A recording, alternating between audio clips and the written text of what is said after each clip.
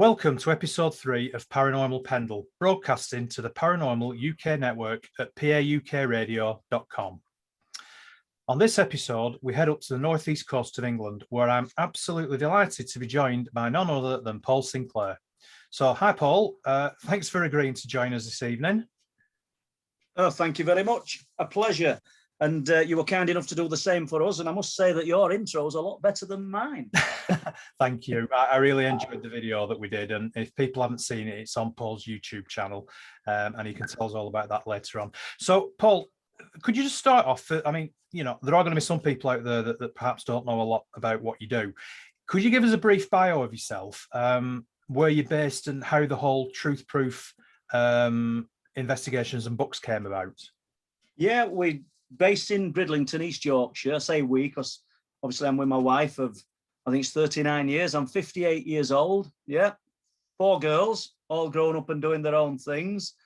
They don't have an avid interest in the unexplained, but they sort of support me. They don't have a little snide laugh at me as by any sort of token. But we just sort of get along. I've sort of had a decent job all my life and earned enough money that, not loads of money, people, but enough money that I could sort of pack in work at 48 and devote full time to unexplained phenomena research. And I wrote the first Truth Proof book in 2016, never thinking that I would do another one. And now I'm on with number 5. That will be the last one, because getting up at 5 in the morning and writing for 3 or 4 hours, it just becomes too much, Craig, you know.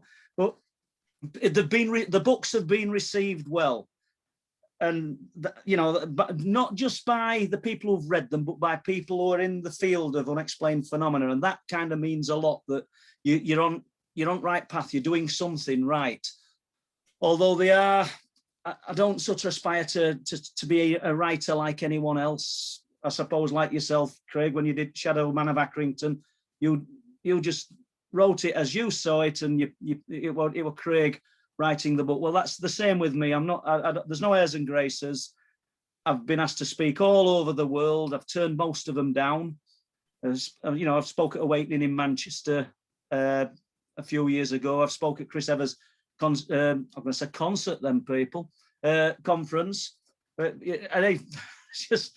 I can get loads of things wrong, guys. So I spoke at Chris Evers' conference, and that's purely because me and Chris have been friends 30 years. Because primarily my research, Paul Sinclair likes feet on the ground. I like to be out. If there's something happening in some forests with gamekeepers, I want to be in them forests. I want to be camping in them, and I want to do it while ever I'm able. 58 years old, 4 years' time, I'm not saying I won't be able to do it, but you just don't know what's round the corner. So there's plenty of time to write books. That's what I'm saying. So I think it's all about feet on the ground research. There's too much, in my opinion, and I'm not labeling this at anybody, but there's too much research done just behind a keyboard and a copy and paste of other people's ideas and putting your own slant on it, but not actually doing anything. Old cases that are just rehashed and redone and redone and redone. I mean, people have made a living from it on UFO conference circuit. And to me, people want to hear something new. Doesn't mean I've got the answers, Craig, and I'm sure that there's a lot of people like myself, they're just doing the research, they've got their head down, they're looking. Doesn't mean that we know. I tend to, my ears just close up as soon as I speak to the guy who says to me, or the lady, I can tell you what's happening here. I can tell you this, I can tell you. Invariably, they can't. Otherwise, these people it would be the holy grail of the phenomena that we're trying to solve. So I know that's a bit of a long-winded intro into what I'm about, Craig, but we just do what we do. I mean, like yesterday, I know we've got all these coronavirus restrictions and things, but I were out there because there's been a strange animal mutilation, and early doors, I'm up on these deserted places looking for signs of it. A few days before that, I'm casting prints. But you probably want to get to some of those details, but anything in particular you want to start with, Craig? Yeah, could we start with the recent spate of big cat sightings that you've had up there in the northeast? Yeah, I'm fortunate that I own a thermal camera. I've only had it about 6 months. We got it as part of the documentary that we're sort of filming at the moment, Wolflands, and we thought it might come in handy and it'll give us some alternative shots. But up on the cliff tops at Flamborough, I don't know, probably 6 weeks ago, I haven't got the exact date in front of me, I filmed in thermal, but obviously we've got the heat signature, a big cat. I've put one image, one's frame capture on social media, if anybody wants to go on the Truth Proof web page or Facebook. And I think there's one on our website, truthproof.co.uk. And it definitely is a big cat. I mean, I've not had anybody say that's a dog. Unfortunately, due to COVID, I mean, this is a private field I've been filming across on cliff tops. I'm going to have to get on that field and contact the farmer. I want to put something in perspective so that we can get an idea, so that the viewer can get an idea of just how big this was, because obviously it could be somebody's tabby cat that's just having a wander across a field. But, you know, there's a lot of that, isn't there? You see newspapers and there's a big cat sighted, and it's quite obviously that it's not a big cat, it's somebody's pet cat, and it just looks big from a distance. But I suggest anybody who's interested have a look at the image. But Craig, Well Lane bypass in Bridlington, which is just on the outskirts of the town, probably once again about 6 weeks ago, a guy walking his dogs late at night. He walks them late because he said his dogs are a little bit feisty. That's his exact words. These areas can be Googled if anybody wanted to. It's just an unassuming road. He's there at 12 o'clock at night and he's got these two large dogs walking, and they became alert. He says they don't chase cats. He says because he's got a cat at home, but they hate other dogs. And they just became alert and sort of they sensed something. He said, and he's looking down the road to where the bridge is on the bypass, and he sees this dark animal, and it ran across the road and up the embankment. And for all intents and purposes, he says it was a black panther or something resembling. He said it wasn't a dog. He said, I'd be interested to know how my dogs reacted when they got to spot. He said they absolutely were sort of excited and full of energy, and different to how they would be with his normal house cat at home. So there was that one. And then we'll stay with bypasses. About 12 miles away, there's a place called Leven Bypass. It's just coincidence that we've got these two places. Now, a good friend of mine, we'll just call him Kez, that's his nickname. Kez, he was filling his car up with fuel at the bypass during the one afternoon about 4 weeks ago. He stood behind this old chap who was getting served, and he must have known the cashier, this chap. And the lady said, have you had a good day? How are you enjoying yourself, sort of thing? How are you coping? And he said, okay. He says, but I've just seen a big cat. So Kez, his ears pricked up because he's interested in this subject. He quickly paid, followed the guy and managed to catch up with him before he drove off. He said, excuse me. He said, I'm just intrigued. You've seen a big cat? He says, yeah. He says, I come here every day. He said, they must sell coffee. He said, my wife has a coffee, sits in the car, and I take some exercise. And I didn't know this, but at the side of Leven Bypass, there is a disused road. So obviously nature's overtaken it, you know, the tarmac's overgrown with sort of, I don't know, grass, vegetation, and there's a ploughed field at the other side of it. He said, and he's walking, he's done his usual 15, 20 minutes of exercise. I've spoke to the guy. I won't do second-hand information if I can help it, because you want to be as close to truth as you can. And Kez got his number and they put me in touch. So he said, I'm just walking back. I'm just within sight of my car. And I looked across the ploughed field. He says, in the deep ruts, probably where they've been, I don't know, I'm not a farmer, but getting ready for potatoes. I don't know, but he says, deep furrows. He says, and I see a big cat, a big black cat. This is 12 miles away, bear in mind, probably a little bit more from Leven Bypass. Sorry, from Well Lane Bypass. So he said, I can't believe what I'm looking at. He says, and it's clearly a big cat. He said, it's not somebody's pet. He said, because if that had dropped in one at Furrows, you wouldn't have seen it. Do you know what I mean? So he shouted his wife, and she came over, and I spoke to his wife as well. And they both agreed that it were a Labrador-sized black cat that were moving along the field. It went into the edge row at the end of the field and descended. So I find it interesting that these cats that allegedly don't exist in the UK are seen. And they're seen in places where you wouldn't expect them to be seen. Like, you know, It's on edge of a built-up area, Leven bypass, the Well Lane bypass. It's just on the edge of Bridlington town. Now, there's been one seen at Buckton as well, which is about 3 miles from where I live, in last month. That you were seen drinking at the pond at Buckton. There's a sort of natural pond that's there. Interestingly, 2 years ago, I mean, there's a picture of me in the local paper as I'm investigating the beast of Buckton Pond. Basically, it were a big cat sightings by about 5 independent witnesses, not unknown to each other. So clearly something's been seen. But the same place. What I find interesting, Craig, with these cats is that we believe that they're real. Obviously, somebody's seeing something. But if the transient or they move on to another area and they're just seen around springtime, then where are they going? Why aren't they being seen in other areas? Because if you look at the papers around, you know, the last few weeks, the national papers, and there's reports of people allegedly seeing cats in different parts of the country. And I just find it amazing that everything's a bit barren at the moment. Crops haven't grown. So it's pretty exposed. That's what I'm saying. And these cats are being seen. So if this cat at Buckton that was seen a few years ago moved on, where's it moved on to? Why has it been seen? And why is it these particular months? I don't want to place too much of a paranormal element on the cats, because I do believe, we know that we've got the 1976 Wildlife Act, where people had to sort of license their animals, and allegedly a lot were released into the wild. But in the wild, naturally, the cat lives to 15 to 17 years. So that's passed.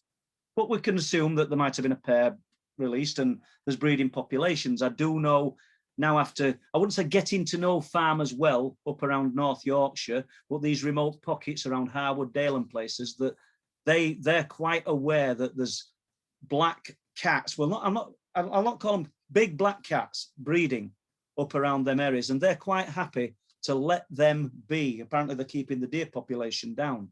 And it's sort of, I don't know, it can't be a secret because I'm talking about it, but I've got to know people who do know, and gamekeepers, and they're quite confident that they're there, and they don't want people like me investigating it, not because they don't like me, but I think they associate people like me, like yourself, who look at these kind of things and thinking suddenly my land might become a thoroughfare if I reveal that big cats are up there. And that wouldn't be my game. I've always discouraged people when I know there's an area where people don't want anyone else to go. A, I don't tell anybody where it is if that's what these people require.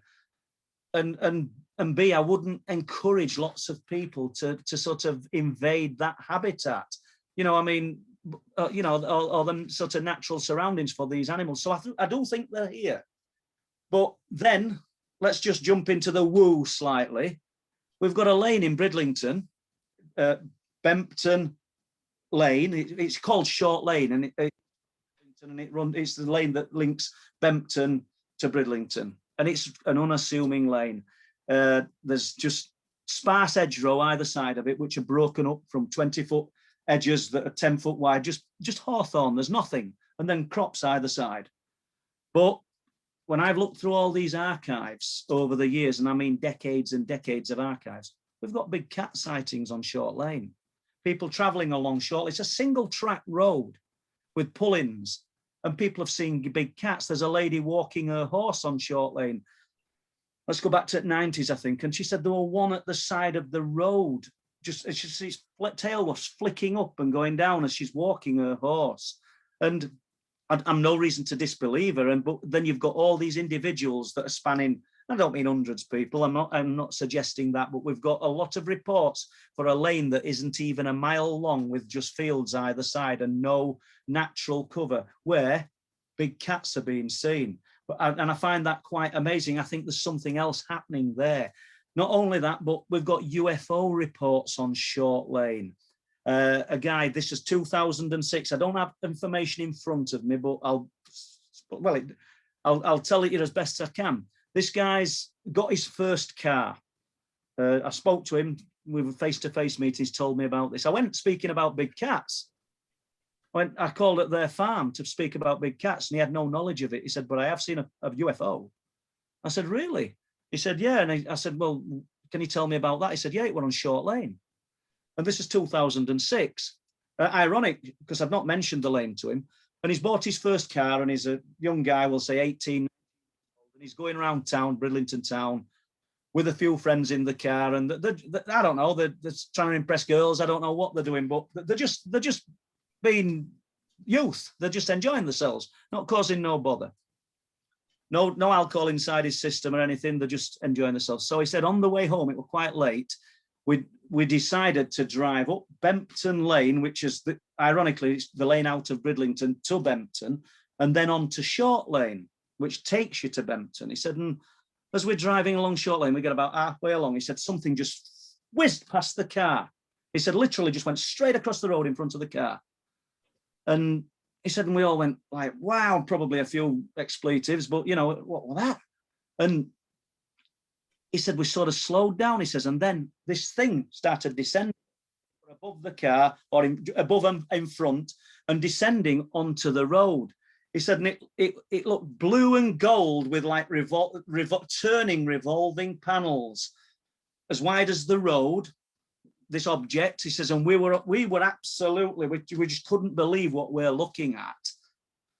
And it's landing in front of them. He said, and just before it, or they assume, oh, this guy does, I've only spoke to the one, just before it touched the road, it's gone. He said, as fast as you can imagine, it's gone.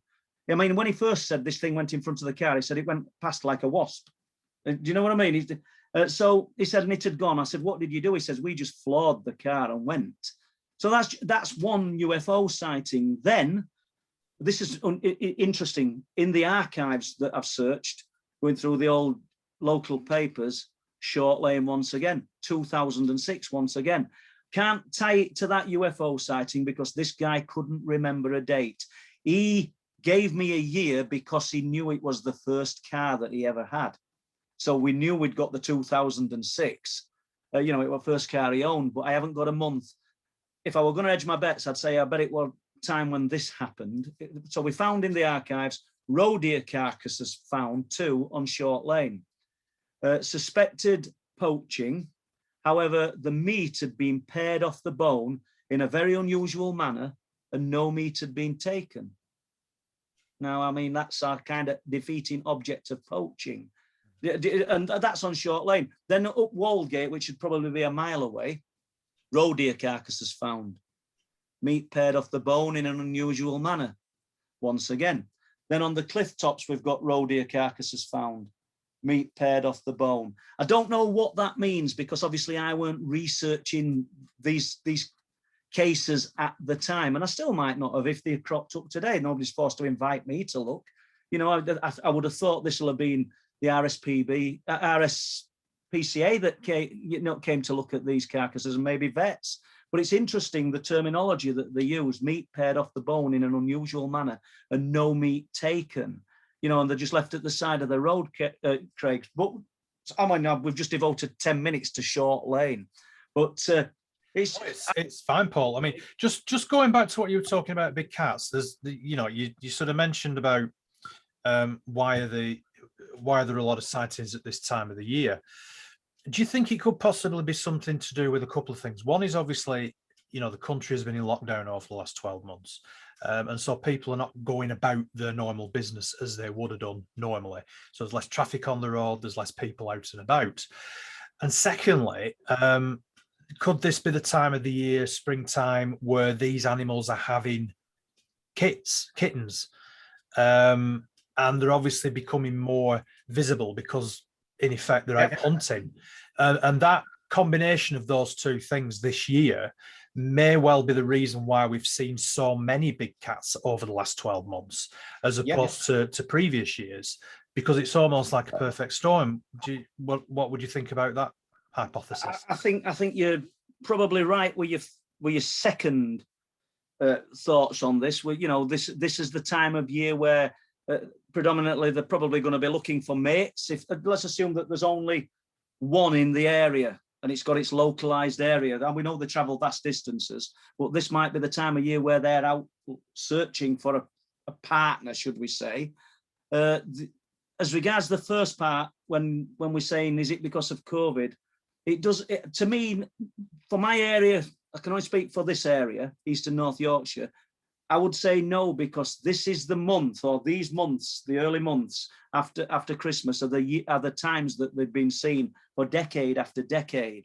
So I don't think COVID's got any bearing on that, but I take on board fully what you say about, are they looking for potential mates? Are they actually breeding? Is that why they're out? And the more active, spot on, Craig, because they've got to provide more food, so they've got to be seen in daytime. So you make a good point.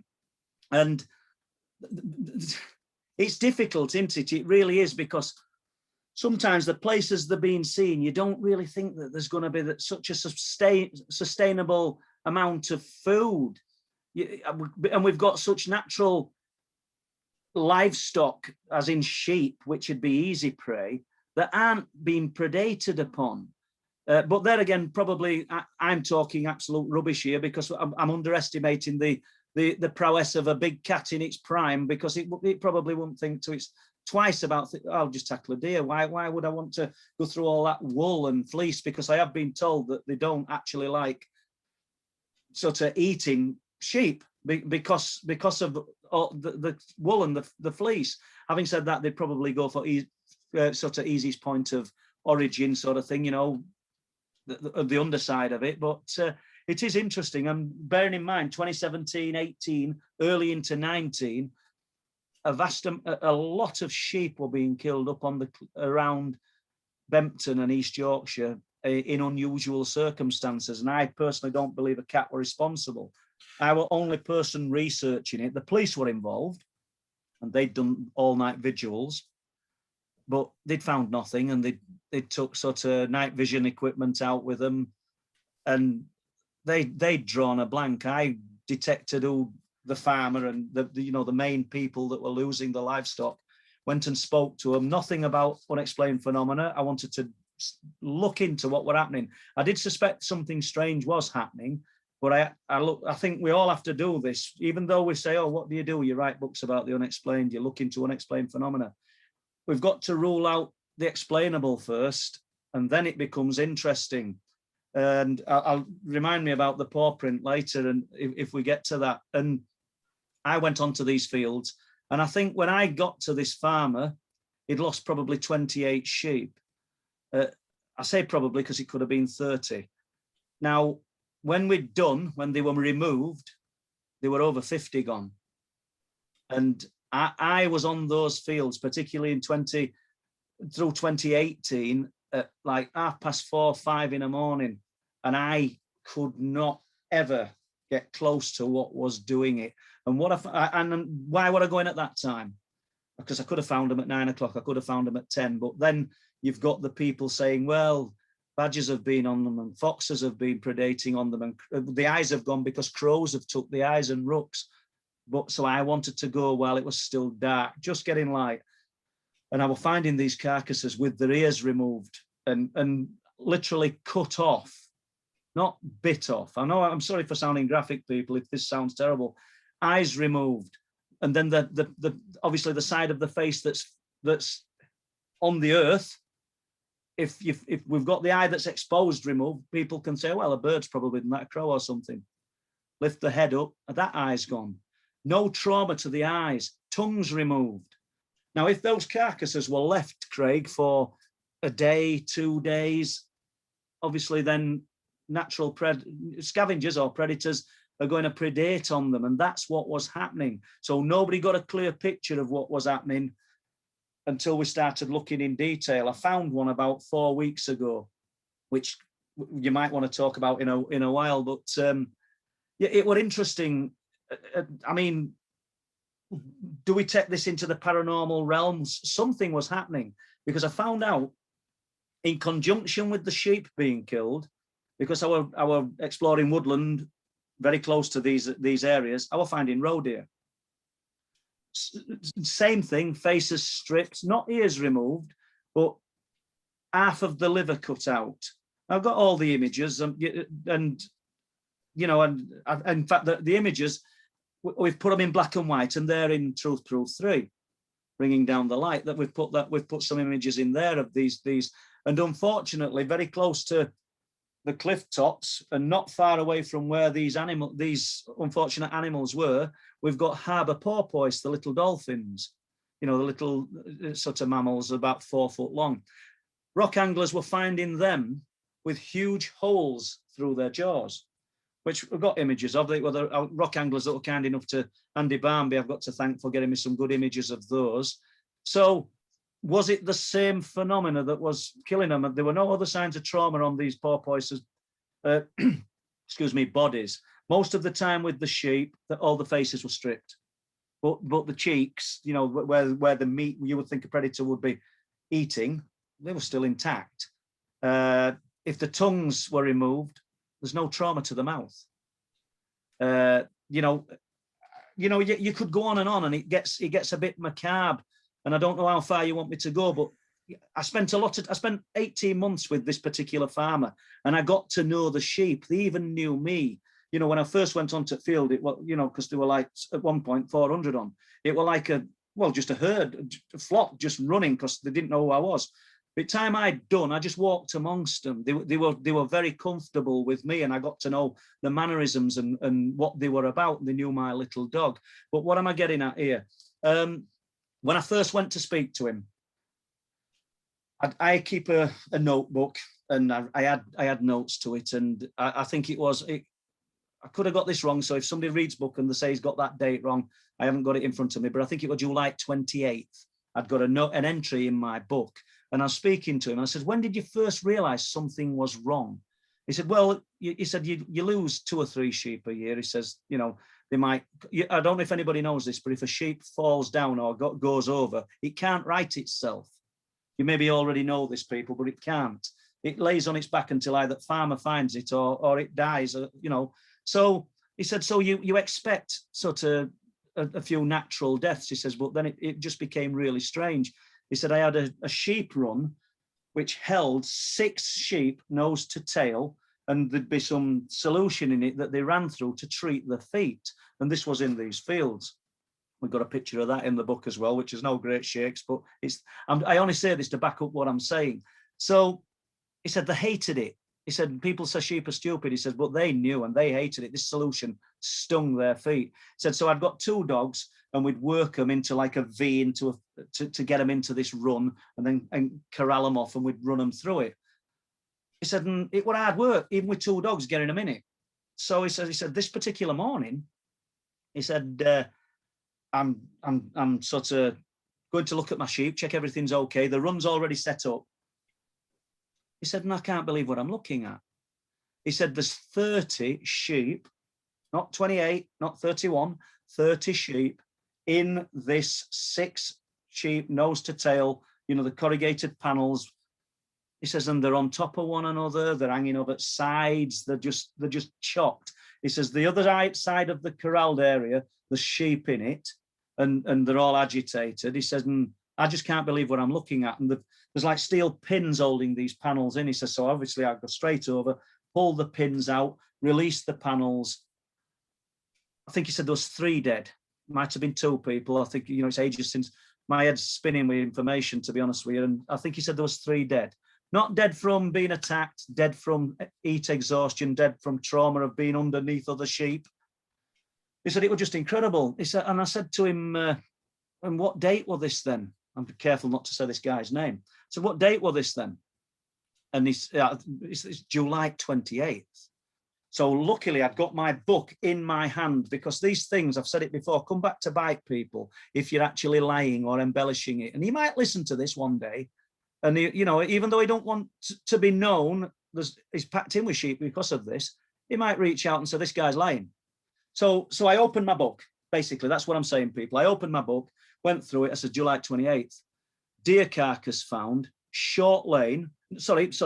Bempton Lane, going down to Nature Reserve, which is quite close to where this lot were happening, 3-inch hole inside, July 28th.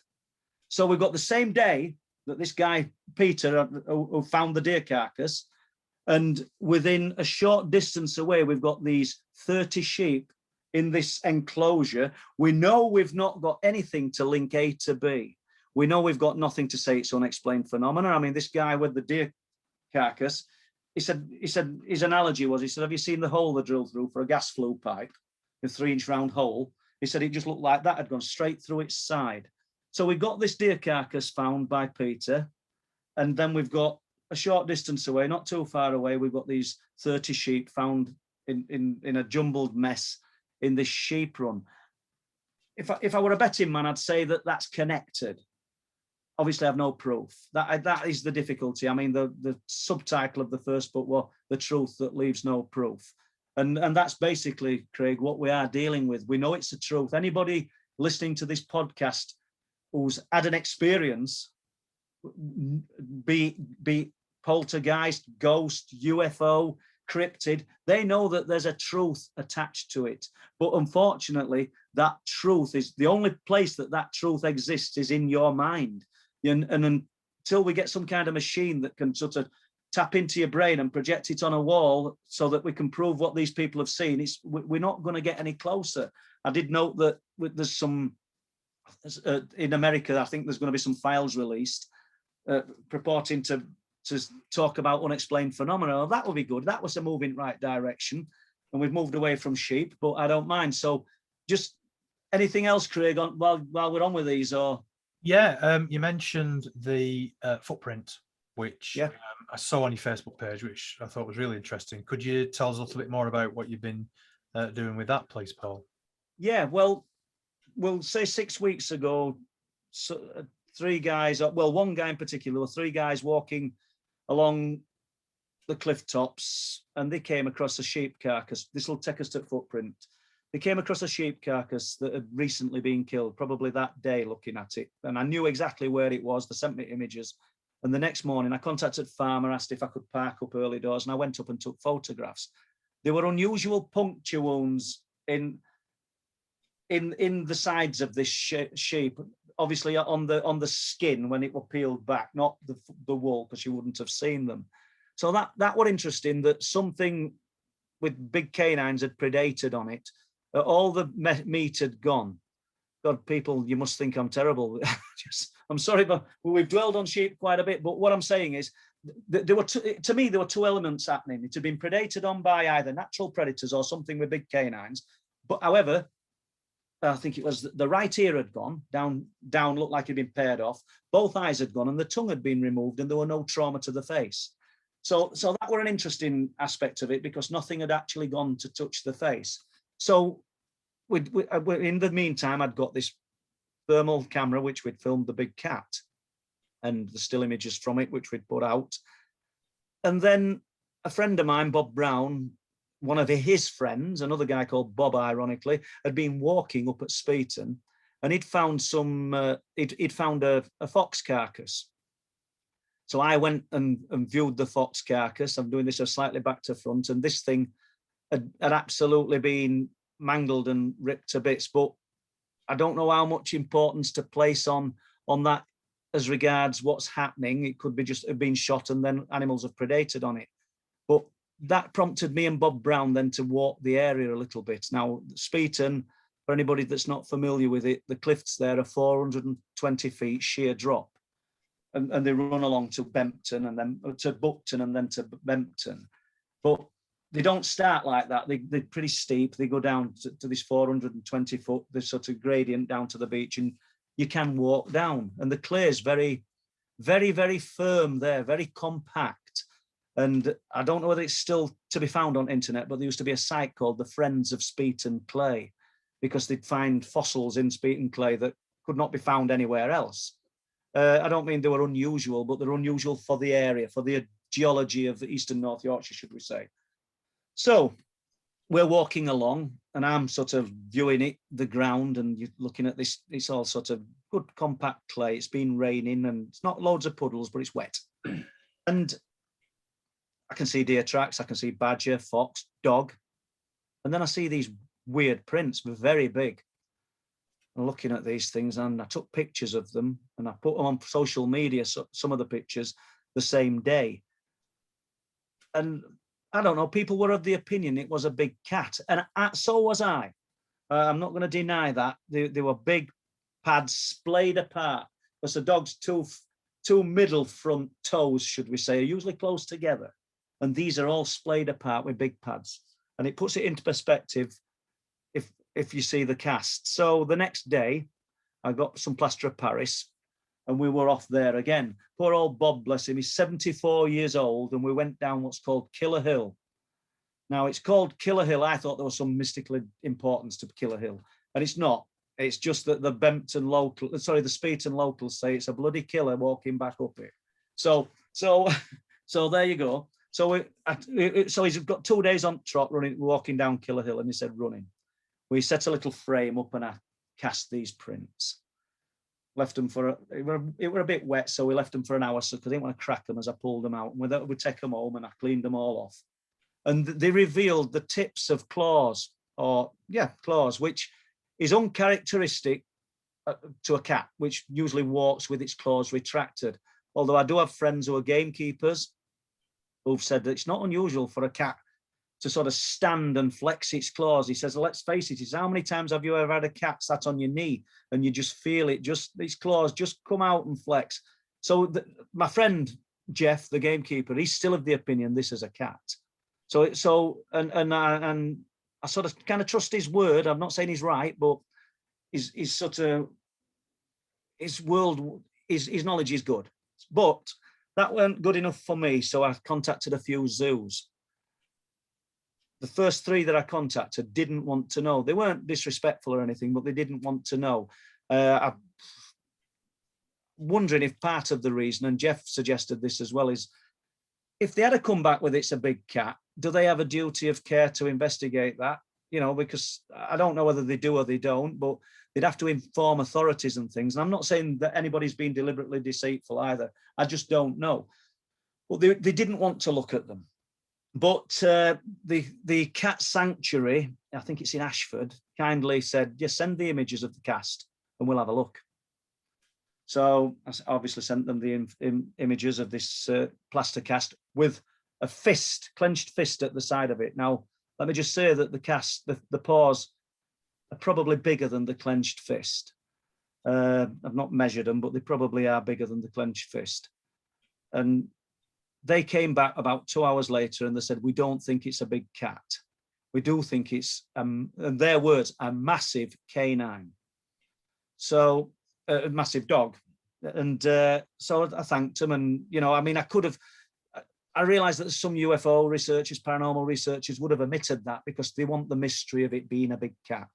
Well, I'm all about getting to the truth. And these people, to me, they're working with big cats. They're working with that it's not a big cat, then I'm willing to respect that opinion and let's put it out there. Not everything's a mystery.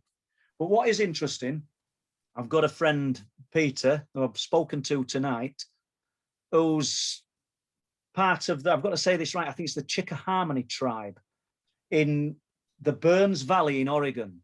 And he lives in the UK. He actually lives in Bridlington. And he's seen the prints and he said, I'm going to send them to some tribal elders, see what they think. And literally, probably 30 minutes before coming on here, Craig, he called me up. He said, you'll never guess what they think these are. And he said, they don't think they are. They are absolutely 100% certain. He said, huge wolf, which is interesting, isn't it? You know, and what I haven't got is what kind of weight they think this animal would be. Because I said, can you get back to them and find out, you know, what weight that they think this animal would be? Because this is firm clay. It's not, you know, like people say that prints get distorted because they've been in snow and then snow just melts away and it makes the print look bigger, or the clay, the sludge could push out. This is really firm. It's almost like modeling clay. So huge wolf. So we, you know, the sort of plot thickens. It was only like 6 months ago that a guy, I've spoke to him extensively from Scarborough, was traveling over the North Yorkshire moors to work on a motorbike. And he claims that he saw 2 huge wolves sat at the side of the road, just past a pub called the Flask. If anybody wants to Google the geography of this area, you'll see that it's nothing but moors and forest. This pub's in the middle of nowhere. But where it becomes interesting, and he's going to go on film for us, it's COVID that's restricted this. He's quite happy. He says, I know what I saw. Why should I be embarrassed about saying it? He says there were two wolves. It were in about 5:30, 6 in the morning, I think that was the time. He said, but what shocked me, now get this, people, is they were smiling at him. The satellite dogs, for all intents and purposes, the dogs, and then he comes out with, they were smiling at me. Don't ask me, people, how that works, but it's strange because we don't have any natural breeding pairs of wolves, as far as I'm aware, here in the UK. I don't know whether they've introduced them up into the Highlands. I'm not sure. I know there were talk about there's a word for it, rehabituating. I think we even talked about bears at one time, but as far as I'm aware, we don't have any wolves. Now, we've got 2 wolves, Craig, sat at the side of the road as he approaches on a motorbike. Now, the North Yorkshire Moors National Park is 522 miles of forest and farmland and pockets of open grazing. So there's a lot of area there for something to disappear. But I still believe if you'd got a pack of, let's just correct ourselves. I still believe if you'd got 2 wolves active in that area, we would be seeing some devastation on wildlife. And I do think that farming communities would be aware then that their flocks of sheep had been attacked and predated upon. So, but that doesn't mean that this guy's lying. I believe he's seen what he's seen. I've spoke to him several times. Don't believe everybody, people, but I fail to see what people have got to lie about when they're coming out with things like this. And then they had that extra element, that bit of woo, they were smiling at. It's interesting you mentioned that smiling, actually, Paul, because the first thing that I thought of, I mean, obviously there's a cryptid phenomenon which people call the dog man.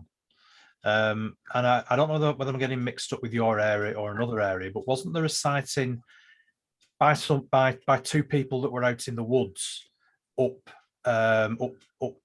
on the northeast coast somewhere, who thought they saw something that resembled a dog, but it was on 2 legs going through the woods? That's correct. I mean, it could be one of mine. It might be somebody else's that you've been told about, but we're doing a documentary at the moment called Wolflands. I'm doing it in conjunction with Les Drake of Digital Creations. And this has involved, it's been a massive project. It's involved sleeping in these forests during the night with the gamekeepers, in one instance with the witnesses who claimed that they saw what they can only describe as a werewolf in 2018.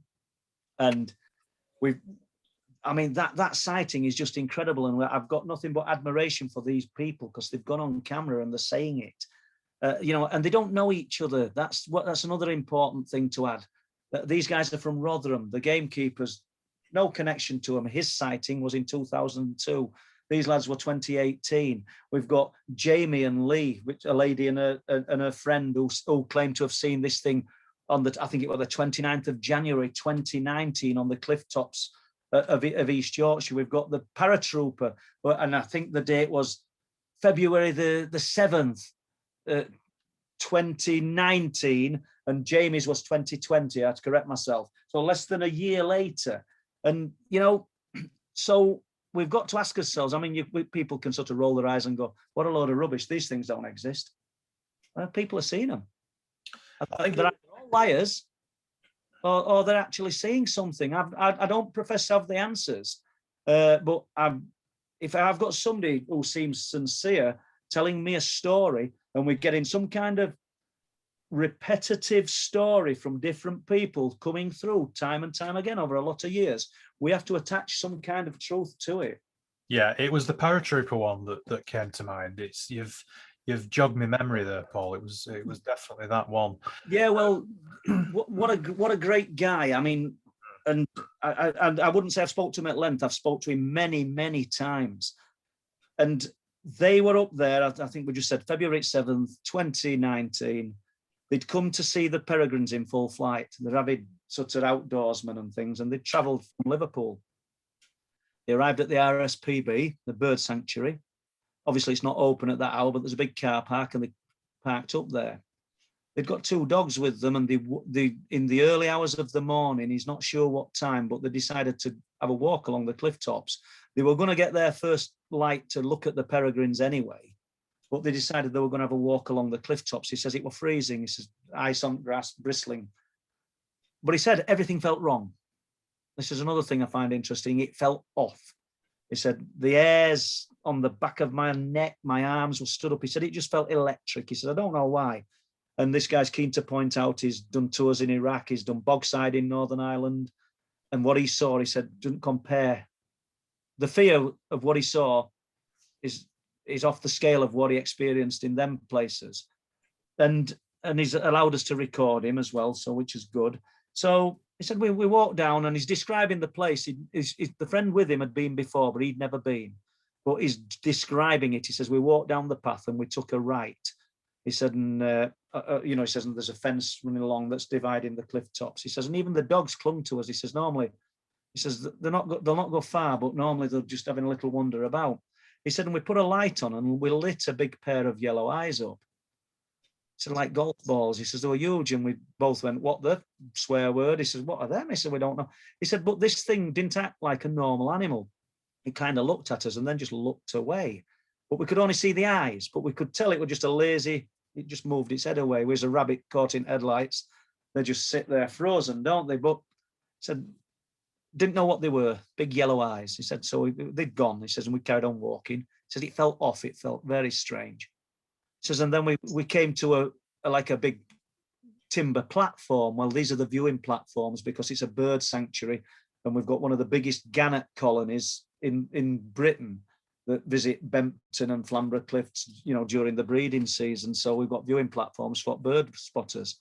So he said, and we stood up, we went onto there and we had a look and then we spun the torch around and we lit them up again. Can't work out what we're looking at. He says, and all the time, he says, we realize it feels weird. It just feels off. But we'd not associated these eyes with the off feeling. He says, and then we carried on walking and we came to two huge gate posts. Now, I knew exactly where he was. I mean, we've actually named them now Wolfgate, or Steve Ashbridge has. So he said, they're not gate posts. It used to be a stile. But obviously stile's gone and we've got these two 9x9 posts still set into the ground. He says, and we just walked through them. He says, and we just put the torch on to our right, up along the fields. He says, and it were there. He says, I thought it was you can imagine words I'm saying because there's a lot of swear words. He says, I thought it were an hyena at first. He says, and it were hunkered down, his exact words. He says, all its fur were bristling up. And we played this recording at the Awakening conference, myself and Chris Turner. He says its fur was stood up around its neck. He said, and like a hump on its back. He said it was just absolutely hideous. Great big head full of teeth that all looked canine. And he said, and then it stood up. And then this is where he became emotional and agitated. He stood on two legs.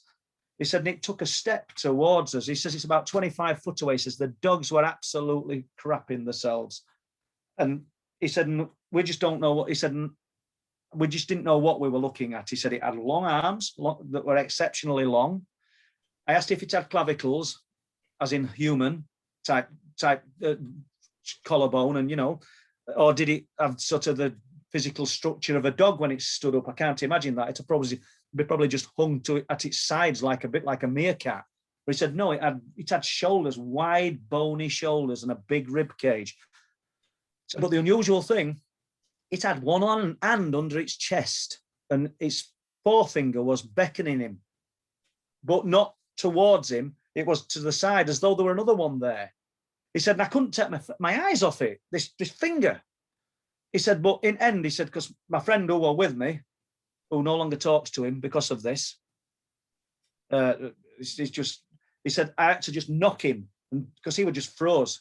He says, and we slowly backed away. And I think I know where they were and I know distance back. They'd probably got 3/4 of a mile to walk. He said, and I couldn't walk very far because he's had a proper debilitating illness and he was just recovering from it at the time. He says, and I could only walk for about, 20 meters without having to stop for a breath. I think that's what he said to me, 20 meters. He said, and all the way back, we're terrified. We didn't wait for no peregrine falcon and daybreak. We got in our vehicle and we left. So that's their sighting. And then you come less than a year later and you've got Jamie and Lee 2 miles down the coast at Flamborough. They had a holiday cottage and They got there quite late, but they wanted to make most of their weekend, break, whatever they were, sightseeing and what have you. And they decided to walk from the holiday cottage down to North Landing. And they'd never been before. And if anybody's watched the trailer for Wolfland, the lady who's on it, that's her. And she said, we walked up to the point where you go down into a big ravine. And it is a ravine. It's called Holmes's Gut. And it's not that deep. It's probably about 80 foot deep with earth steps cut into it. So then we're looking out to sea, and we're looking at this leg of rock, as she called it. They call them nabs in East Yorkshire. It's a nab. They're probably called nabs everywhere. But she said, actually called nabs in Lancashire as well, Paul. Yeah. She said, so we walked down into the ravine, and there's a little stream running, and we stood on this bridge. So we could hear geese flying over. So then all of a sudden it went quiet, which is the classic, it's weird. They're enveloped in this eerie silence. And I believe this is a key to it. I don't know. I think more people need to focus on the silence, on the altered environment, because there's answers to be found there. And a lot of researchers maybe should get together and start knocking these ideas about. I haven't got the answers, but between myself and other people, we might get a little bit closer. Your idea might tie in with something I'm thinking about. I just might not have the right ingredient to go with it. But she said it felt strange. She said, and I said to Lee, come on, let's get out of here. This is weird. And they walked back up onto the top again. She said, and we're looking out to sea. And then we're looking at this leg of rock, as she calls it. She said, and we noticed this thing sat on end. And it's sat there, and we both said, what is that? Because we've been at the top earlier and we don't remember seeing it. Is it a concrete statue? It's not. It looks like a dog, the back of a dog, and it's sat up. And Lee, I spoke to them both. Jamie's gone on camera, but myself and Bob Brown met them the next morning, and I spoke to Lee at length. He said, I'm 6 foot tall. He said, I think it was as tall as me, sat up.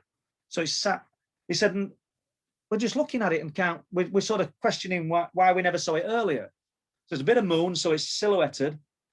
And she said, her analogy was, have you ever seen Starlight Express when they're skating round and they've got these like extended arms? She said, and I hadn't, but she said, its arms look too long. It's from limbs. And she called them arms. She says, and we just can't work it out. She says, and then Lee heard a strange growl. She said, which I didn't hear.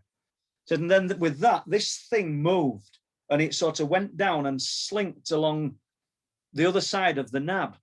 Now, anybody, if you picture it top of your head, people, and this thing was sat on the top, the crown, and obviously it tapers down at the sides, they could just see the back of it. She said it moved like a cat. We could actually see it moving like a cat.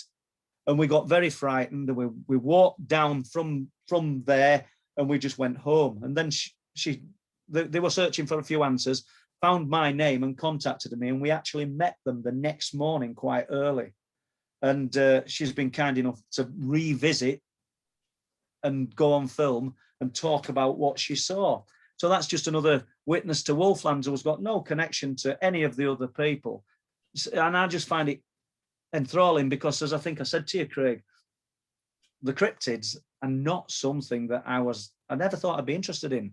When I wrote the first book, a story came in about the Flixton Werewolf, and somebody had seen something unusual at Flixton. And I think Flixton, after doing lots of research, Craig, he's probably got the oldest account of a werewolf in certainly in Great Britain. I mean, we're talking about I think it was 937. King Athelstan built. He charged a knight called Acehorn, and all this is there. It's all there in old literature to look up. With building a refuge to protect travellers, as in his words, from an infestation of savage beasts, lest they be devoured. It says from wolves and other savage beasts then abounding at the time. And you think to yourself, well, what other doesn't mean it's werewolves, obviously, but what other savage beasts did we have besides wolves? Bears had gone probably 1,500 to 2,000 years prior. So what had we got that this guy's sort of referring to? I don't know. And then we've got stories now. I have stories from the 1940s, 50s, 60s through to present day of this upright canine type creature seen at Flixton and the surrounding areas. Flixton, people, if you want to Google it, I'm in Bridlington. It's 12 miles as the crow flies from Bridlington. It's just a tiny village in North Yorkshire. Interestingly, the writings also say in this, a portion of land will forever be known as Wolfland in Flixton. So Athelstan, the actual king, wrote that, or somebody described it for him, that a portion of land would be forever known as Wolfland. Hence, we've got the documentary, we're calling it Wolflands. Interestingly, 2 miles towards the sea, 2 miles east of Flixton, there's another village called Hunanby. You break the name down and it's Hund meaning hound. So it's Hundman Bay, meaning farmstead of the hound man. But, it's not called Butterfly Meadow because there's butterflies. So it's interesting. I find these things absolutely fascinating. So am I interested in the cryptids now? Yes, because I've got people, and this is the main thing we've all got to focus on when people say, what a load of rubbish. We've got witnesses from all walks of life, unconnected to one another, claiming they've seen the same things. So I find that fascinating. Yeah, it is, absolutely. And the good thing about your research, Paul, is that you do back it up with people's first-hand accounts. You're not in the habit of making stuff up. You talk to these people, you get the statements off them, and that's the way that you do things. I think that comes across really well in your books, comes across, really well in all the work that you do. In most instances, Craig, obviously people involved in unexplained phenomena will realize that we don't have actually any physical proof of what I'm talking about. But in most instances, I push to try and record the person. I go to great lengths to try. I want them on film in front of a camera if I can. If they won't do that, I'll get them on film in front of a camera and distort their image. I'll distort their voice if that's what they require. There's an incredible account from a place called Foxholes, which is just a couple of miles out of Flixton. In the third book, we've called it The Car Chaser. This guy's traveling home. Excuse me, people. This guy's traveling home. He's been to visit his parents in Scarborough. He's in a Jaguar car. I don't think we'll call the time 9:30 at night. I can't remember exact month. I think it's November. There's moon. It's been raining. And he's driving along. Absolutely nothing. It's a black night. There's no street lights in these places. You're just in the middle of nowhere. And it just becomes his peripheral. He realizes there's something there as he's driving. And he just looks, and he's in his window, not the passenger window. There's a huge dog running at the side of his car on all fours. He said its head, I asked for comparisons. I says, if we're comparing its head to the size of a mastiff or a bear, what we're looking at, he said its head filled the window. He could see the hump of its back as though it had got almost like a mane. These things come back to you as you're talking, because I'd forgot that little element, almost like a mane. And he said it was looking at him. That's what he couldn't understand. He's traveling at 45, 50 miles per hour. And this thing's traveling at the side of the car, but looking into the car. No glowing red eyes, no glowing yellow eyes, but this thing's he said it had fangs the size of his thumbs. He could see them down. So he's terrified. He said he started to speed up. He said he lost it at about 60 miles an hour and could still see it in his mirror. Now, this is what I'm getting to. I want him on film if possible.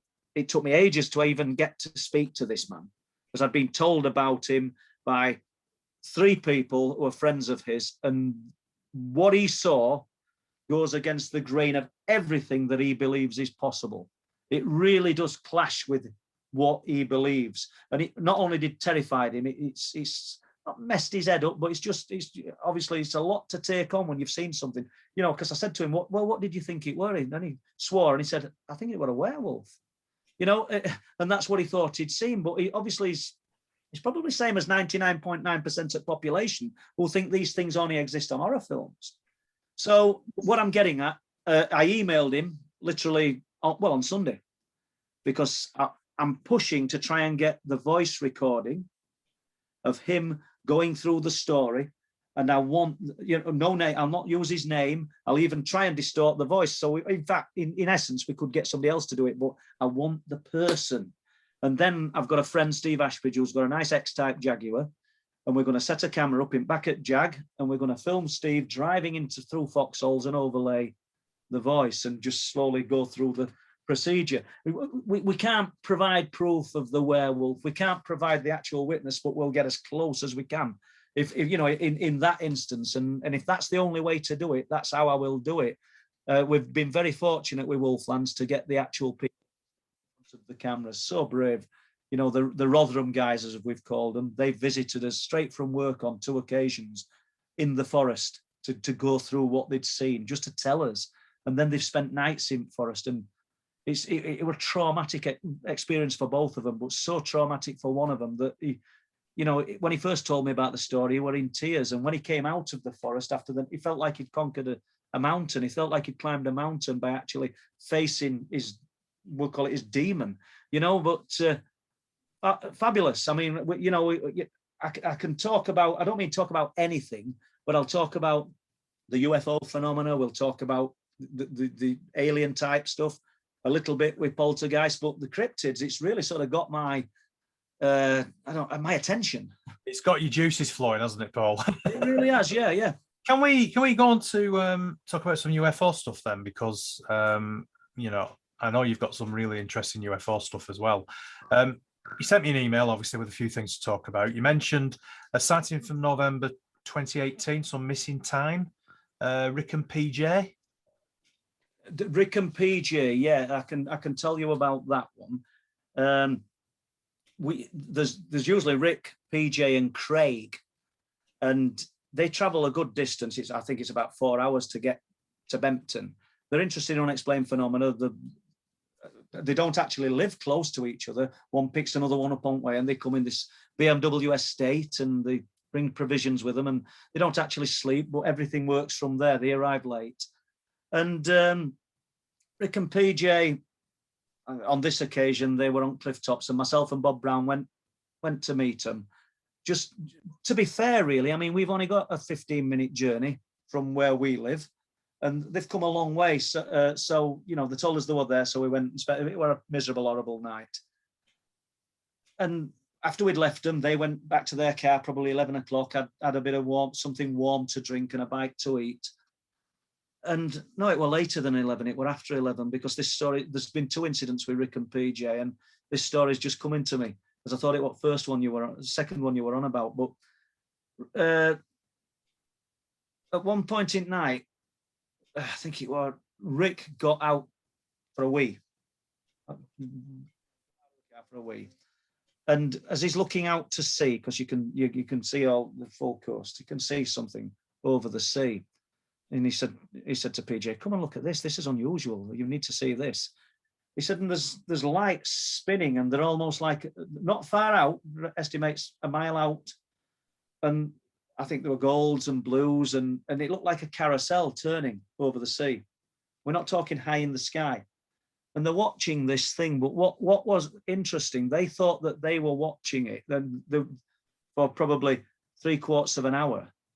But it turns out, because one of them put record on, that they were watching it till morning. They'd been watching it. They somehow they've not been watching it till morning, but they've sort of lost 4 hours of time, and they don't even. Obviously, I won't say obviously, but people can't account for what's happened in that space of time. They've no knowledge of this thing coming closer to them. They've no knowledge of anything else.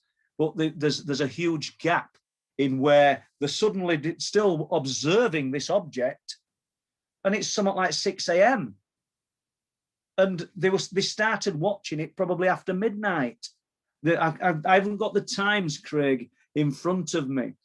I'll be honest, because I put a question in about Rick and PJ, and I must have left that in notes as well, because the one I'm talking about, I think, is from 2018, where they arrived again, and this time there was Rick, PJ, and Craig. And once again, me and Bob went and spent a couple of hours with them, and we I think we left about 9:30. You know, people have to understand that, you know, we probably go 4 or 5 times a week. So to go on a Saturday night, to spend all night up there on a Saturday, it's a bit of a bind. You know, you have a life as well. But these guys, they've travelled so far, and they are nice blokes. We didn't mind. So we had a couple of hours with them. They said, right, well, we're going to go now. We're going to Caton to Filey Brig, and we're going to get in a different, see the area from a different place. We're going to look at further up towards Scarborough and back down towards Bempton, and then we're coming back in between 12 and 1 a.m. and we're going to spend rest at night observing at Bempton. So it's fair enough. So we'll walk up with you. That's what I'm getting at. So we proceeded to walk up along the cliff tops, take a left and head up towards the RSPB car park. We're only about, I don't know, 50 to 100 yards away from the car park. We're on this path, and there's fields to the right and the old RAF base. And then you've got the visitor centre in view.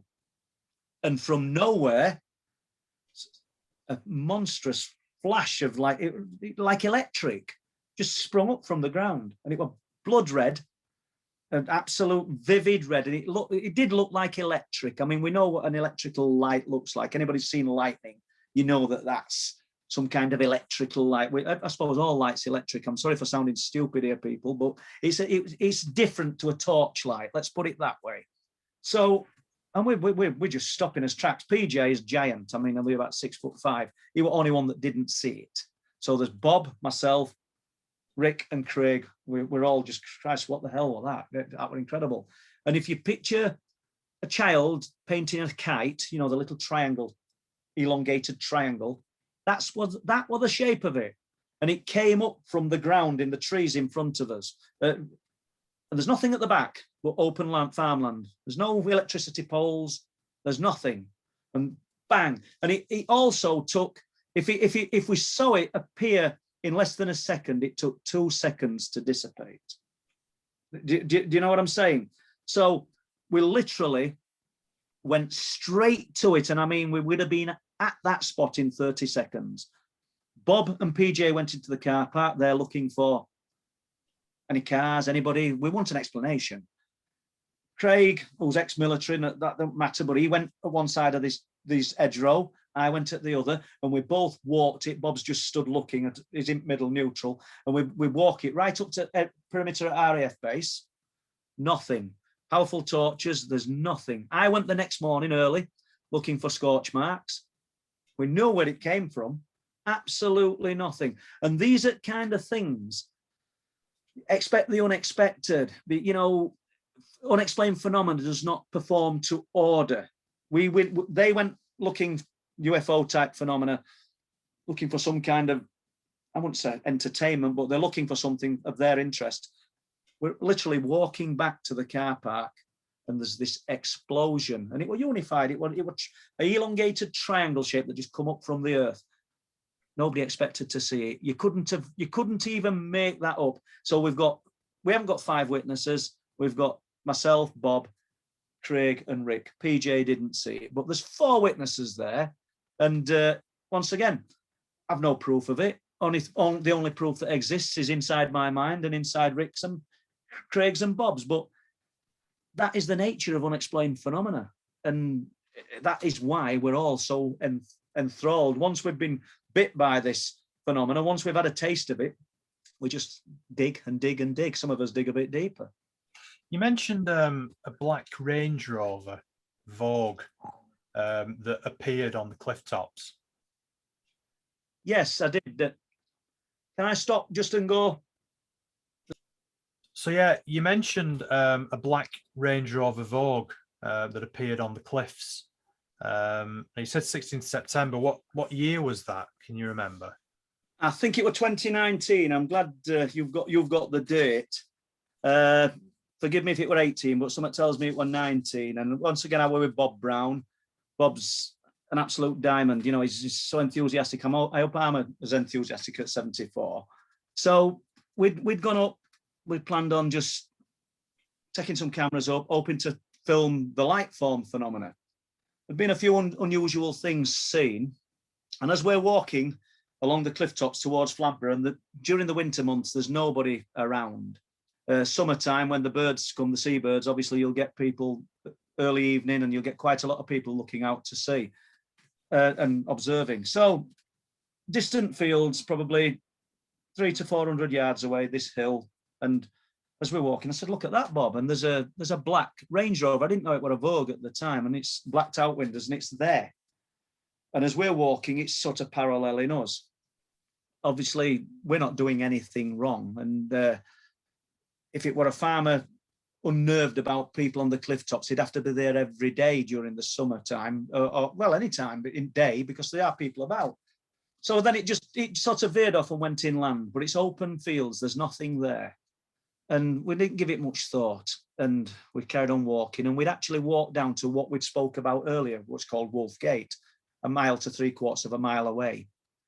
And we set off back, and there's a seat midpoint, and we planned on resting there, setting cameras up on tripods and hoping we might be able to film these lights should they appear.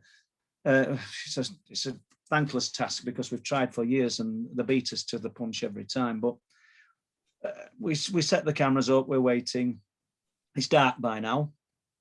Forgot about the Range Rover. Well, we've not been talking about it. And the crop had been cut, so we just got stubble. And I heard it. I could hear the crunching of the stubble. And I looked down into the distance. I could see what the area that we'd called Wolfgate, where the stile, or I knew that's where it were, the edge of the field. And I said, Bob, I said, that vehicle's coming back. He goes, what do you mean? I said, I can hear it. I said, it's got no headlights on. It's coming up in the dark. It'll be about, I don't know, time, 9:30. I don't know what time it was, to be honest with you. Bob will, because he's very good like that. He'll keep a diary.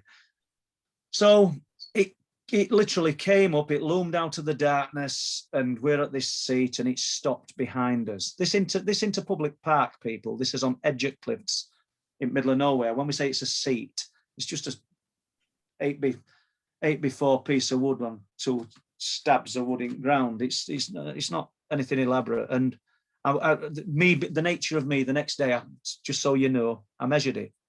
Well, so the next day I might be lying there, people, but I went back and measured it. And where it parked, it was 30 foot away. So it's not in another field, it's 30 foot away from us. So it just stopped in the darkness, blacked out windows. I could see that it were a really smart vehicle. How it was seeing in the dark, I don't know. So I'm assuming they'd got some kind of night vision for them to be able to see, because as I say, it were black. And it sat there for ages. Bob said, what shall we do? Shall we go? Well, what's the point? I'm 58, Bob's 74. They're in a Range Rover. It's not the time to run, and you've literally 20 foot away, you've got Edge at North Sea and 300-foot cliffs. So we just sit here, Bob. We're not breaking no laws. It stayed there for about 10 minutes and then just slowly drove off. It didn't wind the windows down or anything. And listen to me showing me age, wind the windows down on a Range Rover Vogue. But, no windows came down. It could have been something perfectly innocent. But why would you be driving a flash vehicle like that, a really class vehicle, in the dark, headlights off, on fields? Well, if we were 20 foot front cliffs, it's 50 foot front cliff tops. I immediately, when it was started going into distance, I rang the farmer. Correct myself here, Craig. I rang the farmer when I first saw it and said, have you got any unusual vehicles up here? Should they be out on land? And they said, why? I said, because there's a black Range Rover that's pacing us as we're walking along cliff tops. I said, it looks a decent vehicle, quite flash. And he had a ring round. He says, no, there shouldn't be nobody up there. We don't know. And, they're all pretty close-knit, these people. So what that were doing, I don't know. We'd encountered a Range Rover in a field entrance a few weeks previous, tucked away, just out of entrance, just slightly upfield, and that were a black one. Whether it was the same one, I don't know. And I might be reading things into this that don't really fit. I know it were a bit intimidating, it were unnerving, and there were other stuff happening. It were at the time when other strange things were being seen, and it just makes you wonder. Are you sort of lifting stones up and looking at things that you shouldn't be looking at, and creating a bit of attention on yourself, Well, given the nature of the investigations you do, Paul, you're not surprised that perhaps you don't come to the attention of, we call them the Men in Black, don't we? And, there are obviously government employees, shall we say, out there that are investigating these unknown phenomena. So given the nature of your investigations and the fact that, you are quite well known in the area, especially for doing these investigations, do you not find it strange that perhaps you don't come to the attention of these people more often? Or do you think you do and you just don't know it? I probably do, and I don't know it. I mean, you know, do some people make more of a meal of something that's not actually happening? You see, I'm questioning what could there be some kind of plausible reason for this Range Rover, but I don't think it was people. It rules out people lamping, should we say? I don't know if people know practice of lamping, where you'd sort of stick a powerful headlight or a powerful light onto an animal such as a rabbit or a deer, and once it's frozen headlights, you shoot it or let a dog go and sort of bring it down, which is a pretty horrible thing to do, but that's the nature of people. This thing had no lights on. It was a very, very high quality vehicle. It weren't something that had been sprayed and it were an old Land Rover Discovery or something. This, you know what I mean? This was a good vehicle driving along these fields in pitch black. And I mean, there's another point that I'd not thought about. It was so dark. How did he even know me and Bob were there? Yeah, it stopped. And I don't mean it stopped to right of us or to left of us. It literally stopped 30 foot behind us. And I found it intimidating. I thought that was intimidation, to be honest with you. And I haven't got lots of examples of things like you've just been talking about there, of that kind of thing happening. Years ago, I think it was, let's say years ago, 2018, it might have been 17. Yeah, it would have been 18. My wife and myself, I'm useless with mobile phones, people, and I usually get them. I've got 4 girls, as I've said, and if one of them's got a phone that they've changed, I get their old phone. So Jessica gave me an HTC phone, which needed unlocking. So where we're going with this story, you're asking yourself. So we leave our house, I don't know, early morning, not too early. Shops are already open. It's a freezing cold day, but sunny. So something tells me it was November time, and one of them days where it's still sunny but very cold. And our house, our street fans out. It's like a fan, and there's a row of shops up other side of the road. There's a barber's shop, off license, and a ladies' hairdressers, and it goes out on this fan. And as we're walking down, this man shouts at us, and I sort of look and I think, I don't know what I'm thinking. I just sort of, oh yeah. And he's unusually, he's got trousers on and his shirt's off, and he's got a bald head, and he looks like an action man. That's as much as I can say. He's got all muscles are there, lean and in right place, but it looks like plastic. But I didn't think that. I weren't forming that opinion at first, I've got to admit. And as I got closer, he shouted something else, and he said something about the light. And I said, oh yeah, enjoy the sunshine, mate. We've not got many more days like this left. And I just thought he's odd.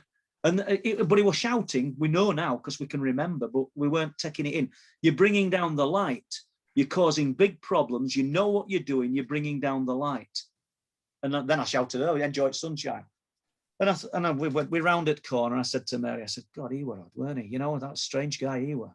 And we went to this shop up on Promenade, and I handed them the phone, and they said, you can pick it up, I don't know, in an hour or so, and we'll unlock it and it'll be ready for you to use. And we set off back. So we were on way back in 10 minutes. And now he's at our side of the street. And to tell you how unnerving he were, Craig, I considered going home the other way, so I didn't have to bump into him. So I must have realized there was something wrong, because I'm kind of person that faces problems. I don't often run away from problems. And I don't mean I'm sort of all macho and stuff, but if I've got something to say and I think I'm right, I will say it and I will stand up for myself. But anyway, so I did consider going other way. So anyway, we didn't. We're walking back down, and I said to Mary, I said, oh God, he's there. And he's sat on low wall, which is about 24-inch high, bottom at street, other side at street, our side. Well, and I knew it was him, just which shape. And this time he's got a very dark brown, tight-fitting jumper on. So he's put a jumper on. I didn't know he'd got glasses on, so I could see back of his head, he's bald. And we're walking towards him. And before we got to him, he turned round. He's got wraparound sunglasses on. And he went, you know what you're doing. You've got to stop. You're causing big problems. You're bringing down the light. You know what you are doing. And I said, I'm sorry, mate, but I don't know who you are, but, you know, fair enough. But he said, you know what you're doing. He got really forceful.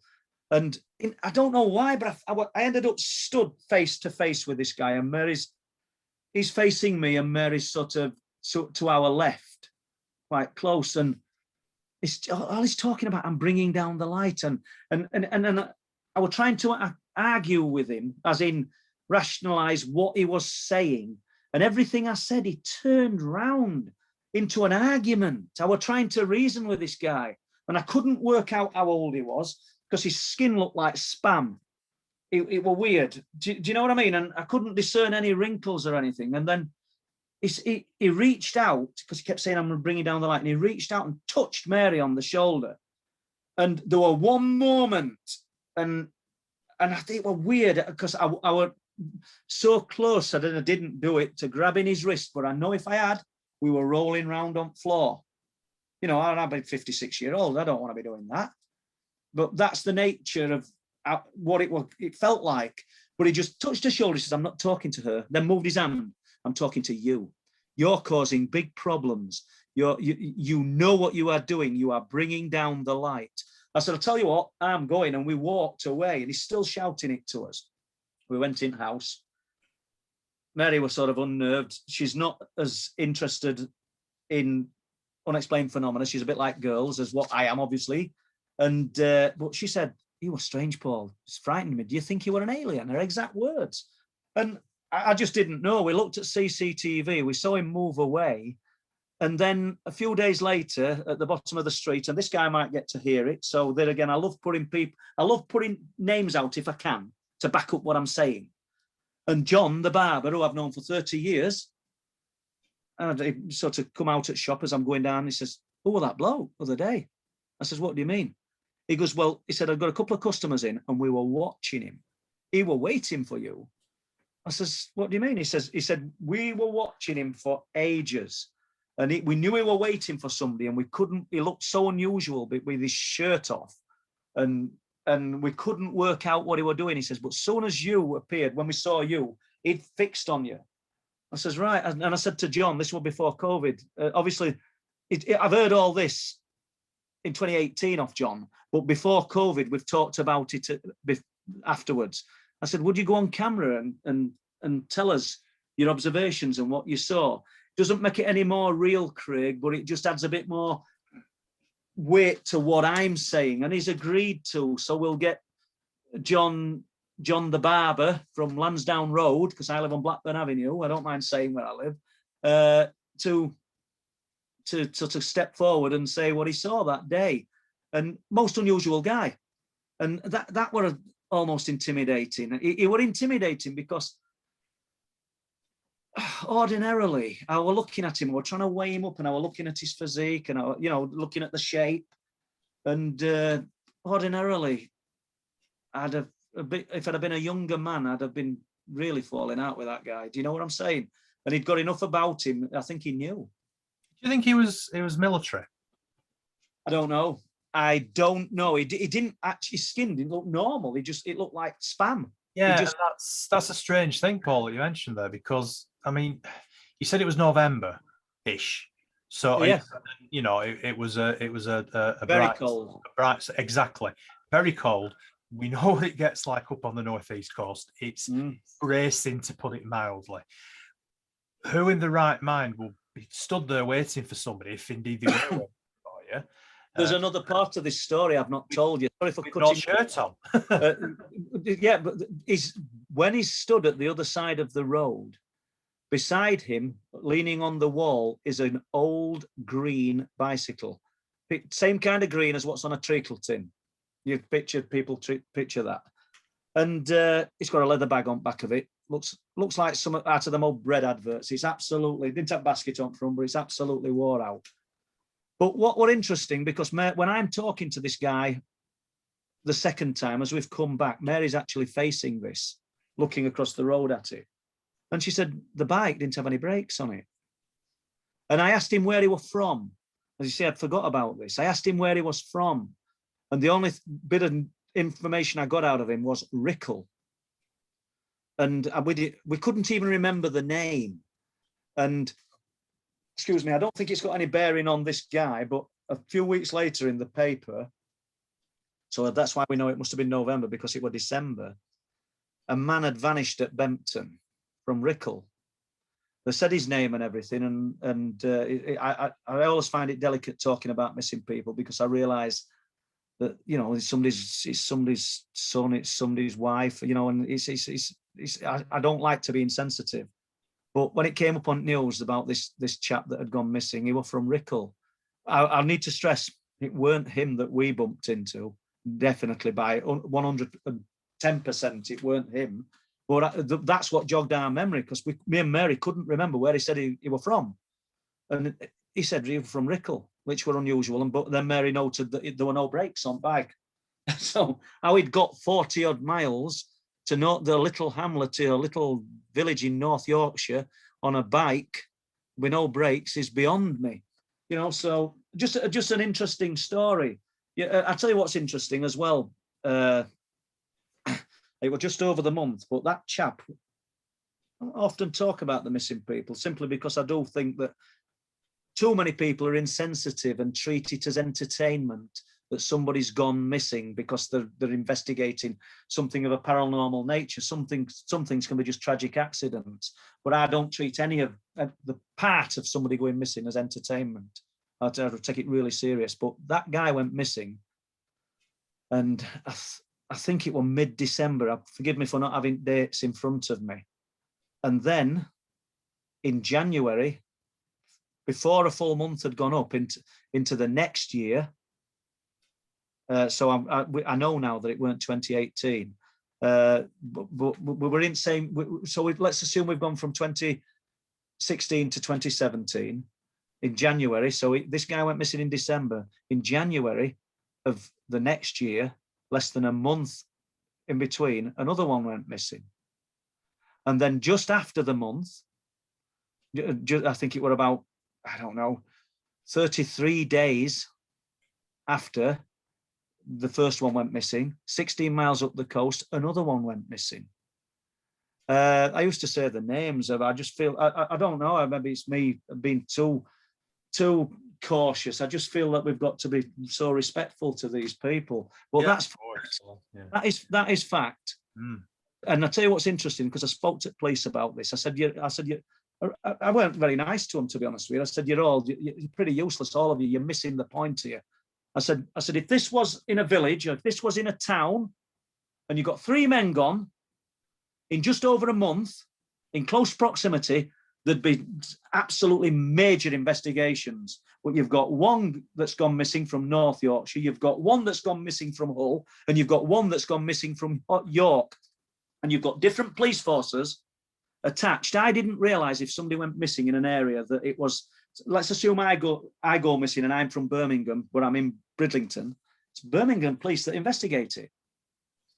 I didn't realise that. I thought that the police force in the vicinity would be, initially they'd probably investigate it, but it's handed over to the police force from the point of origin, the place where they're from. So you've got 3 different police forces, and maybe 2 with York and that, but nobody seemed to, not even police I spoke to were surprised. I said, you got 3 gone in just over a month. I said, type in Eastern North Yorkshire on missing people. I said, it'll throw up like a drafts board of faces. Because I contacted Missing Persons Bureau. I said, you're all missing a trick here. And this isn't me being Columbo. I'm no expert. I'm no better than anybody else. I said, you've got a checkerboard of faces. Do you realise that I think it was, I don't know whether it was 7 or 9 of them have gone missing at Bempton? But you say from York, from Hull, from North Yorkshire. I said, the common denominator here is this location. But nobody's picking, well, we don't put that. We have to put where they live. I said, well, you're all missing a trick. Mm. This is my opinion, people. I mean, there might be people listening to this say, you're way off mark here, Paul, you know? And let's just be clear. I'm not about attaching an unexplained phenomena to this. I don't know what's happening. I might write about unexplained phenomena. I've wrote about these people in the first book purely because it's very strange that they've vanished without trace in an area where other strange things happen. And that's it. That's where it stops, because I don't attach any of the things I've spoke about before to these disappearances, because I simply have no proof. And it is such a small area, really, isn't it? It is, yeah, yeah. So, you know, it's a massive coincidence, isn't it? Let's put it that way. Short Lane, 1991. Let's start at Short Lane just briefly, because I don't know how far we're going with this. Short Lane, I think it was 1991. It might be 1990, slipped into 1991, but a guy was seen apparently at the entrance of Short Lane, and the police assume he'd been hit by a vehicle with bull bars. Nobody knows, they just assume. From there, he'd stripped off and ran for a mile up Bempton Lane with a broken collarbone, massive internal injuries, monstrous head injuries, broken ribs, and he'd managed to strip his clothes off. To my mind, he'd knocked out the ability to strip his clothes off with a broken collarbone, and he collapsed at the entrance of a farm. And this is how things have changed. You can't say certain things, but he collapsed at the entrance of a farm, and he'd ran a mile. The police said, "We're not looking to blame anybody for the death of this man. We just want somebody to step forward and clear up the mystery. They may not even been aware that they'd hit him." Now, I contacted the former owners of the farm. He didn't collapse at the entrance of the farm. He collapsed under their bathroom window, which is about 80 foot away from entrance of the farm, in between a windmill and their bathroom window. And they thought initially he'd either climbed the windmill and dropped. They just didn't know. The police came, and the poor unfortunate man had died. I spoke to a police officer who were involved in it. He thought he'd been dropped from the air. It's a strange one. And they said that the body clock would have carried on running, and his body's thermostat would have overheated, and that's why he removed his clothes. So he said the body clock. So it's implying he's already dead. The body would have carried on running. And then we still run to the part. I still go to the part where he'd got a broken collarbone, severe internal injuries, massive head trauma, and broken ribs. Yet he stripped his clothes off and ran for a mile. I can't possibly say now in 2021 that there was some unexplained phenomena involved in this, any more than I can say it were a hit and run. But it's just an highly unusual case. Doesn't make sense, does it? Doesn't make sense. And do you know what it reminds me of, Paul, when you were describing it? You know the Alan Godfrey case from Todmorden? Yep.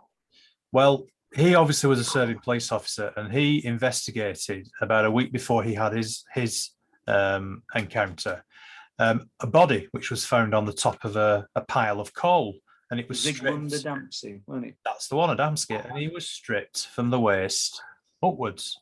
But of course, they couldn't work out how he got up there because he wasn't full of coal dust. People can look the case up.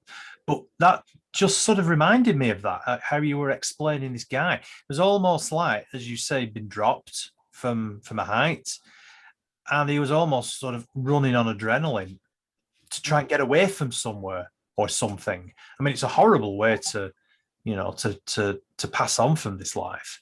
But it's a perplexing story. Well, how do you run though? How does the body have the ability to shed its clothes with a broken collarbone? And it takes a lot of trauma. Obviously, I suppose being hit with a vehicle could break your collarbone. But then the wording in the newspaper article, we are not looking to blame anybody. I think I wrote in the book, the police talk about this as though somebody's run over a rabbit. Or somebody's pet dog. I said, this is a human being. We're not looking to blame anybody. Yeah, it's almost like a cover-up, isn't it? Well, yeah, I'd be reluctant to say cover-up, but it's strange that it were worded like that. And we merely want the people involved to step forward and say, come forward. And I'm thinking, good God, I can't imagine that today. And reading it, I mean, it's a newspaper articles, and as I say, I think it's in the third book. It's interesting, isn't it? You know, nothing surprises me. Expect the unexpected. Well, no, absolutely, Paul. And it has been, it's been wonderful to talk to you. It's been absolutely fascinating. I'd love to have you back on again because I've got so many more questions. I mean, we've only just scratched the surface of the UFO investigations. So I'd love to talk to you again at some point in the future. I just want to wish you good luck with the documentary that you mentioned. I'll certainly be watching that because I think that's a really interesting subject. There's obviously something going on up there. We know there's something going on up there. What's causing it, again, is probably a discussion for another time. But as I say, I am really grateful for you coming on tonight, Paul. Thank you so much. And as I say, good luck with your future endeavours. Can I just remind the people who are listening to check out my website, which is craigbryant.co.uk. There's details of my book on there. Remember to keep watching The Shadows, people, and Paranormal Pendle will return. And thank you again to Paul. It has been fascinating. Paul, can you just tell us where we can find your books, please? Well, the books are available on Amazon, and they're also available on our website, truthproof.uk. The same price on whatever platform you want to get them from. And if anybody wants to contact me direct, I don't mind supplying with the book and signing them. And yeah, by all means, get in touch with your reports, your sightings, anything. And I'll treat everybody with the same respect that they treat me. Thank you. Do you have Facebook a Facebook page, Paul? We do. I'm on Facebook as Paul Sinclair, but we also have a Truth Proof page on Facebook where people often send sighting reports, and we also have a YouTube channel, Truth Proof YouTube channel, where there's yourself. We interviewed you a few weeks ago, and we've got live stream there, which we do most Fridays. So there's some interesting guests. Thank you. Thanks, Paul. Speak to you soon.